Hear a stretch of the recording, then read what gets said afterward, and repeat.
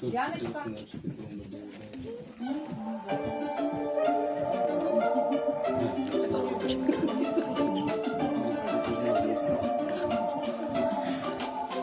Может, чуть-чуть пританцовывать. Полетит цветок и ночи, утренний рассвет цветов.